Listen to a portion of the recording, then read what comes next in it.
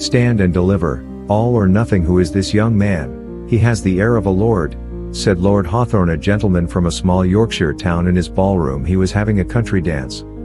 "He is Andrew Fletcher, he's newly rich, he's from London," said Sir Kenneth Stanton, Lord Hawthorne's oldest friend who knew everything going on in town.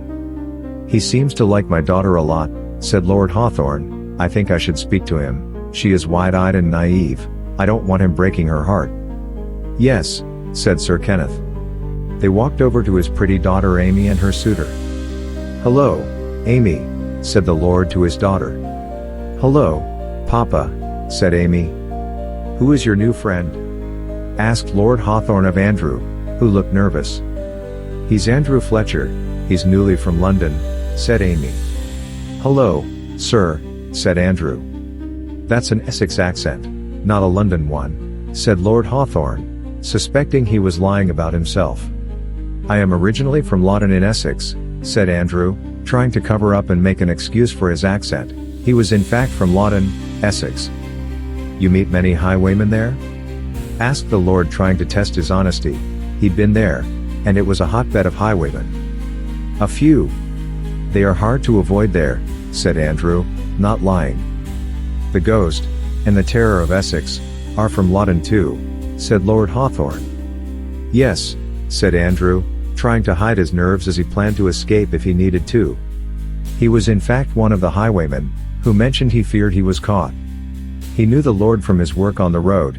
He'd held him up. "Stop grilling him. You are scaring him," said Amy. "Sorry, man," said the Lord. "Thank you, Miss Amy, they scare me," said the Ghost, smiling charmingly.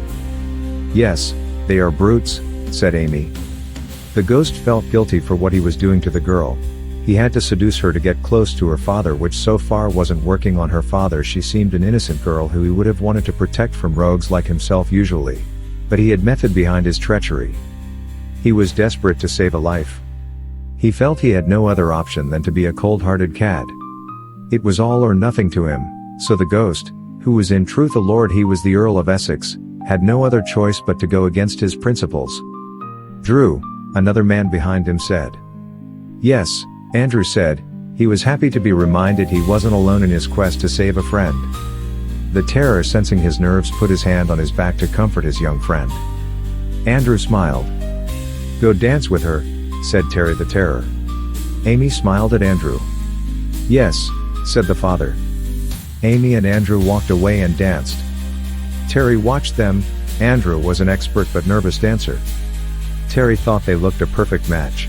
He felt sad to think Andrew was not at all interested in the girl. He was too good an actor.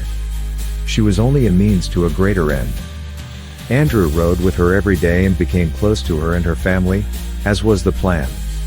"Mr. Fletcher, what are your intentions with my daughter?" one day Lord Hawthorne asked Andrew, seeing their relationship was getting serious. Andrew stood dumbstruck for a moment, not sure what to say. He wanted to run away, but for the first time in his life, he couldn't move. He thought all he could do was ask for her hand. Her father accepted his plea if his daughter accepted him too. She accepted his hand in marriage.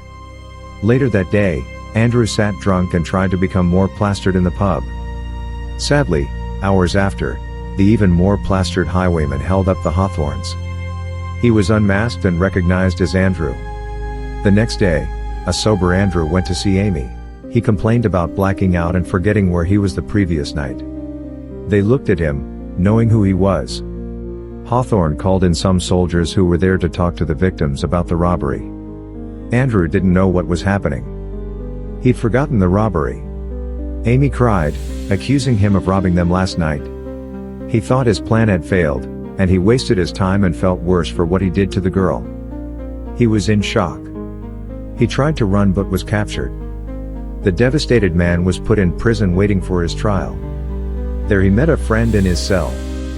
They were taken from their cell by a soldier, who took them from the prison to see a judge, or so the soldier said. He actually took them to horses. "Thank you for saving me, my friends," the man Andrew met in prison said. "You're welcome, Jack," said Andrew. "How did you get in prison and get me out?" Andrew's cousin, the highwayman, Jack Faulkner, asked. "Don't ask. said the soldier Captain Norton, the terror. Andrew looked ashamed. They rode off home, never to return to the area again, as they were revealed as highwaymen.